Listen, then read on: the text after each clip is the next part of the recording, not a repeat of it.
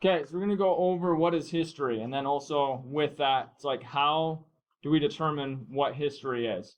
Okay, so you have this quote. This was a sociologist, a scholar named James Loewen. Okay, Emery, turn around. So right here, there's this quote. He's saying, textbooks seldom use the past as a way to illuminate the present. They often have messages of be a good citizen. Okay, what is that saying right there? What is the meaning behind that quote? What's the message of a lot of textbooks? Yes?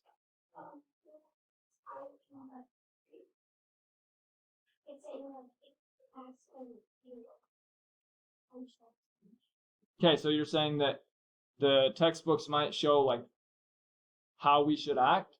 Okay, oftentimes, so this guy, he wrote a book called Lies My Teacher Told Me, and one of his main messages, it's this book back here, if you look at my desk. So one of the main messages of this book, it's saying that like a lot of history textbooks, they focus only on the positive of the United States, and they maybe don't get into some of the controversial actions.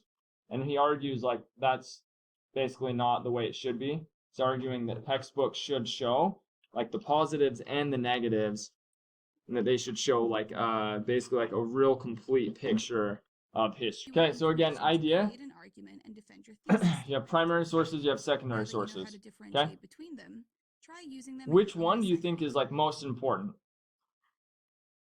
Primary? Okay, yeah, any good like narrative for history, whether it's in a book or whether it's like a historian like saying it, like they should have consulted like multiple primary sources during that time. Okay, so like here's a few examples of some objects that are considered primary sources. So you see the first one, it's a letter written by a soldier fighting in the Revolutionary War. So this could be a letter that he's sending home or a letter that he's writing to like a general. Okay, anything like that. Jared, can you go ahead and just get the door? Okay, speech written by George Washington. Okay, so if it's a speech from that time, it was given by him, that's going to be a good example of a primary source. Picture taken during the Civil War. Okay, so if a picture can be a primary source, what do you think we have today that will also be viewed as a primary source of history in the future? What's similar to a picture, but it's like shows maybe even more detail than a picture? Yeah, a video. Yeah, so videos, that's going to be like, those are going to be viewed as key primary sources in the future.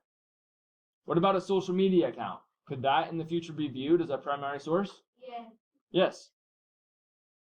Okay, so yeah, something like a social media account, someone's text messages, their emails that they sent. Even like you could have someone who's like a famous president in the future. They might have used Canvas when they were younger in school. Historians might go back and look at the assignments they were doing to say, look at the level that this person was at when they were in junior high or high school. You can have all kinds of things that will be primary sources because they're taken from that time period.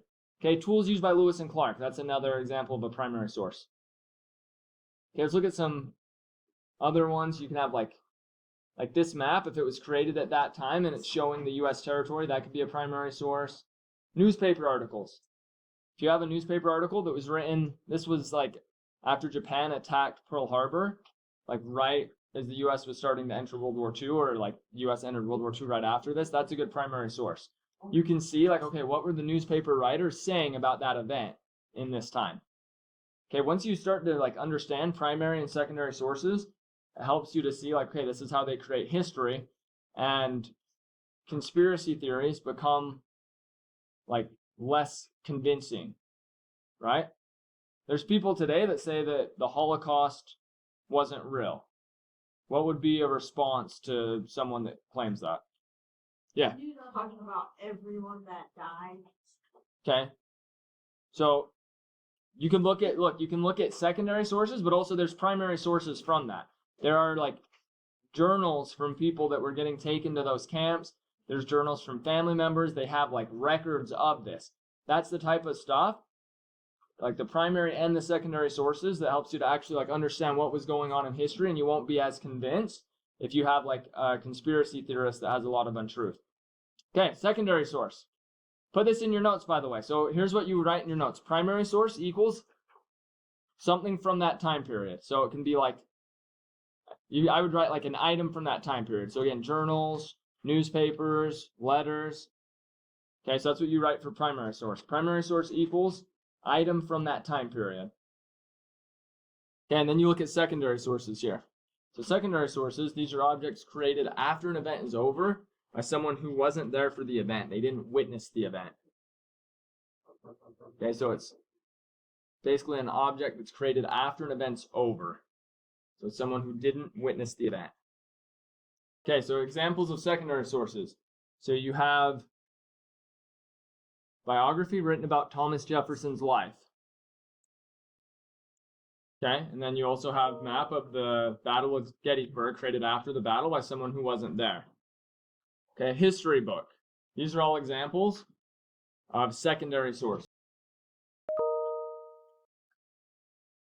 Okay, again, focus in, we're too loud, shouldn't be talking right now. Okay, so again, these are just other examples of secondary sources. So if you have a website, about World War II, that's a secondary source. Okay, essays about historical events, pictures of sites. Okay, now we're going to look at artifacts. Okay, so an artifact, this is created by someone, like by people in the past. Usually artifacts are older than like what we typically think of as a primary source, right? You can have a primary source. You could have a newspaper article from like the early 2000s about the U.S. going into Iraq. That's a primary source, even though it's not that old. It's only like 20 years old. Artifacts, these can be sometimes like thousands of years old. When you have archaeologists that are studying ancient civilizations and they don't have like the writings of those groups, and so they might be digging. They might be digging and trying to like find anything they can about those groups. So examples of artifacts, you can have weapons, tools, pottery, documents. Okay. And then we're going to talk about bias.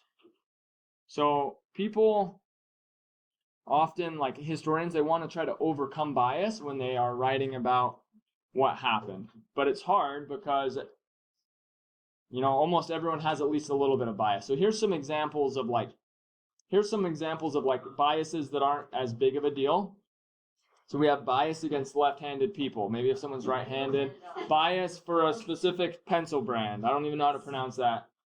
You have bias against school lunch, okay? So those are like lighter examples, but also there's more serious examples that historians can have, and we want to try to learn as much as we can and try to overcome our biases. So other biases can be like religious biases, where you might have someone that is just biased mainly toward those of the same religion, or they're biased against people of a specific religion. That's been a lot of history, right? You might have groups that are biased against those who have different religious beliefs, or also things like different race or ethnicity. You can have people that are biased against those that like look different than them. Okay, you can have bias against like certain people that have certain political beliefs, where they don't like an individual if the person has like a different political belief. Okay, so we want to learn about overcoming biases, and historians are humans too, and sometimes historians, when they write about what happened, they might have a certain bias. There's times where they might leave out information if it doesn't like fit with their biases. Okay, so we want to understand that idea. So a bias gives the definition in the red. It's the belief that something or someone's better than another, and it usually can lead to unfair treatment. Okay, so we want to, I'll just give you like one example. So a lot of early historians, they didn't write as much about Native American history. A lot of the early historians, like they didn't come from a Native American background, and so they didn't write like a very fair history toward the Native Americans. But now historians are trying to change that. Or a lot of like historians weren't women in like the earlier days of the U.S., and so they didn't write as much about women's history. And so now you have more historians that are women, more historians that are Native American, and just historians trying to be like more fair in the representations that they give. We want to understand that idea. Bias is a really big theme when it comes to history. How so? Well, now there's a lot. Like a lot of the historians that, a lot of the PhD professors that I had at Weaver when I was getting a degree, a lot of them were women and knew a ton about history. But yeah, it's like things kind of like, sometimes you have a shift, right? Because there's been a lot of bias throughout history. Okay, any questions on these? Okay, so this is just what is history. Okay, helping us understand the difference between primary sources and secondary sources. We're going to start